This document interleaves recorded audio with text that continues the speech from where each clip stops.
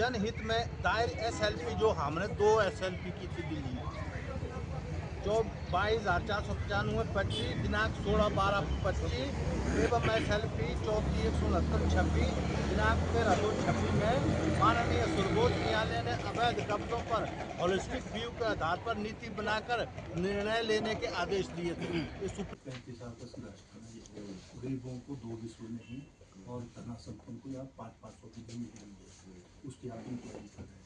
दोनों इशू हमारे पॉजिटिव है, हमने सुप्रीम कोर्ट में 2 केसेस जीती है, इसके लिए सरकार ने कमेटी बनाई थी। आज सिर्फ हम आपके पास एक नए डिप्टी कमिश्नर के तौर पर आपका स्वागत कर रहे हैं, और इसके बाद जो भी होगा एक रिक्वेस्ट रहेगी, जो 1972 में जो जमीन दी थी लोगों को, तो प्रशासन ने क्या किया कि जो बड़े लैंडलॉर्ड लोग थे ना, उनको जमीन दे दी। पहले तो प्रेस का बहुत बहुत धन्यवाद, आपने हमारे हर इशू को हर वक्त उठाया है, जिसकी वजह से आज हमारे हाथ में ये सुप्रीम कोर्ट की 2 जजमेंटें हैं, 16/12/2025 को और 13 फरवरी 2026 को। सुप्रीम कोर्ट ने कहा कि जितने भी लोग हैं जो अवैध कब्जा धारक है, उनके लिए होलिस्टिक पॉलिसी बनाओ। इस पॉलिसी के माध्यम से उन गरीब लोगों को आप ज़मीन दे दो जो इसके लिए डिज़र्व करते हैं। फिर हमने सारी बात स्टेट गवर्नमेंट को बता दी। स्टेट गवर्नमेंट के माननीय राजस्व मंत्री श्री जगत सिंह नेगी जी ने इसके लिए मीटिंग की। मीटिंग करने के बाद जितने भी समस्त जिला के जिलाधीश हैं, एडिशनल सेक्रेटरी रेवेन्यू है, जॉइंट सेक्रेटरी रेवेन्यू है, सेक्रेटरी रेवेन्यू इसके चेयरमैन है, अब वो काम शुरू हो गया, क्योंकि हमारी एक अपील थी, ये अपील थी हमारी, ये अपील है जो 1992 में हमने आह्वान किया था लोगों को कि गरीबों को 2 विश्व ज़मीन नहीं और साधन संपन्न जितने भी लोग हैं उनको सैकड़ों बीघा।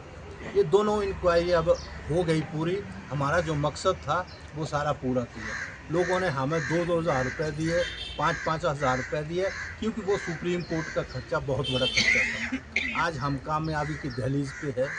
इस कामयाबी को जब तक हर गरीब का इंतकाल नहीं होगा, हम पीछे नहीं हटेंगे। ये संघर्ष हमारा है, क्योंकि यहाँ पर हो क्या रहा है, ज़िला कुल्लू के अंदर आपने देखो बड़े बड़े मंदिर हैं, बड़े बड़े गुरुद्वारे हैं।